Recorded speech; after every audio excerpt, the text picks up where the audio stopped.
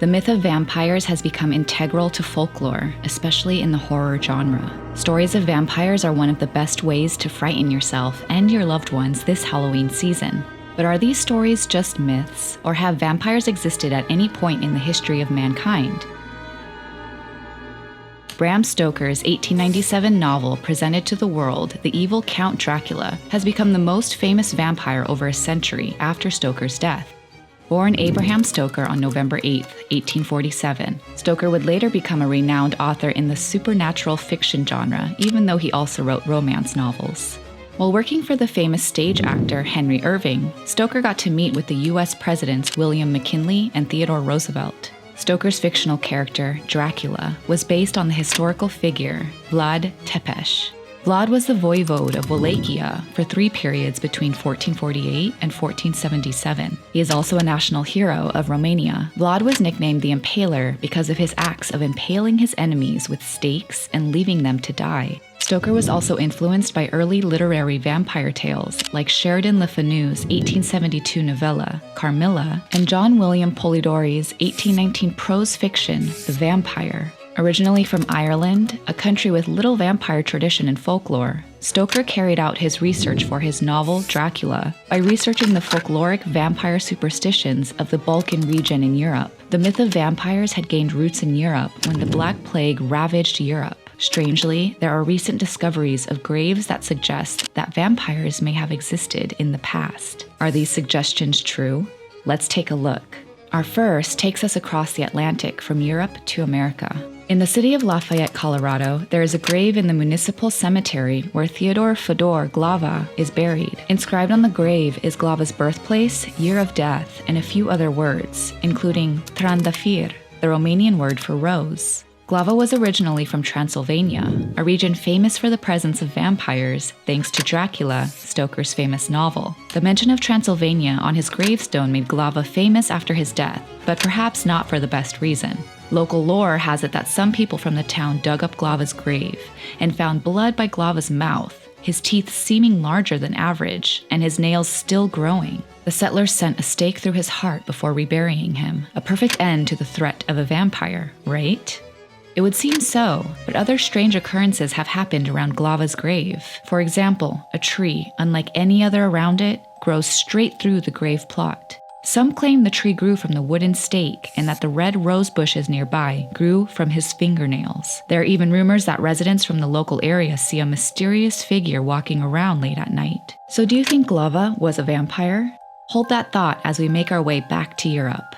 In 2006, in a mass grave with several corpses, a well-preserved skeleton was found on the Larazzo Nuovo Island, north of the lagoon city. They had been buried during an epidemic of plague that hit Venice in 1576. The skeleton was thought to belong to a female vampire because there was a large brick jammed between her jaws. This ritual would have been done to prevent the vampire from feeding on her grave shroud and the locals. As stated earlier, the fear of vampires had spread during the 16th century plague, so the people would have been careful to exorcise suspected vampires with all the necessary precautions. The 16th century Europeans believed that the vampire's reign of terror wasn't limited to blood-sucking, but also spreading the plague. University of Florence's anthropologist, Matteo Borini, said the discovery of the vampire woman supported the belief of the medieval people that vampires were behind the spread of plagues like the Black Death. On a telephone call with news agency Reuters, Borini said, "This is the first time that archaeology has succeeded in reconstructing the ritual of exorcism of a vampire. This helps authenticate how the myth of vampires was born. Like the case of Lafayette's Glava, medieval grave diggers would reopen mass graves and occasionally find corpses with hair still growing and blood oozing from their mouths. The shrouds used to cover their faces could be torn, revealing the corpse's teeth. The medieval people believed they had eaten through their shrouds. Such corpses were believed to still be alive or undead, hence, vampires." Speaking further on the subject, Borini said, "To kill the vampire, you had to remove the shroud from its mouth, which was its food like the milk of a child, and put something uneatable in there. It's possible that other corpses have been found with bricks in their mouths, but this is the first time the ritual has been recognized." Serbia. Before we resume our tour of vampire burial sites, let's hear a couple of chilling stories from the Balkan regions of Europe in what is modern-day Serbia in the wake of the Renaissance. Our first Serbian story takes place in Kisilova, in the Balkan regions of the Habsburg Empire, the same empire Emperor Franz rules over in the Netflix series The Empress. In 1725, Peter Blagojevich died in his hometown of Kisilova. 9 villagers die mysteriously after Blagojevich. In fear, the locals called the Austrian authorities in the region to investigate the matter. Blagojevich's body was dug up, and it was noted that decomposition had not occurred on his corpse. The corpse's hair and nails had grown. Following this, the villagers staked the corpse through the heart. Eyewitnesses claimed fresh blood flowed from the new wound in Blagojevich's body. Next, several mysterious deaths occurred a year later in a small village called Medveda. An immigrant from Turkish-controlled Serbia, Arnold Paula, claimed a vampire had attacked him in an area known as Gasoa. Paula died in 1726, but within a month of his death, 4 villages claimed he had visited them. They all quickly became sick and died shortly after. Just as in Kisilova, the villagers of Medveda dug up Paula's corpse. His hair and nails were judged to have grown. The body and coffin were also smeared with blood. The villagers staked his heart, after which some reports claimed the corpse screamed. Others claimed his body was dismembered and burned. Back on our vampire grave tour, our next stop is in Poland. In early September 2022, it was reported that a team of archaeologists unearthed the corpse of a female vampire in Pien, a village in Poland. The research team, led by Professor Dariusz Poliński of the Nicholas Copernicus University in Torun, made the unique discovery in late August 2022. It was reported that the corpse had a sickle around her neck and a triangular padlock on her foot. According to ancient beliefs, this was meant to prevent a suspected vampire from returning from the dead. The representative of the research team, Magdalena Zagrodska, stated that the corpse also had a silk headdress woven with gold and silver thread. This proved that the deceased woman was a woman of high social status. Poliński explained that similar practices to the sickle and padlock, like burning, smashing with stones, or cutting off the heads and legs, were common in 17th century Poland in response to a reported vampire epidemic. This 2022 discovery is not the only supposed vampire grave discovery in Poland. In 2014, in the Polish town of Kamień Pomorski, archaeologists unearthed the corpse of a man with a rock jammed up into his jaw and a stake lodged into his leg.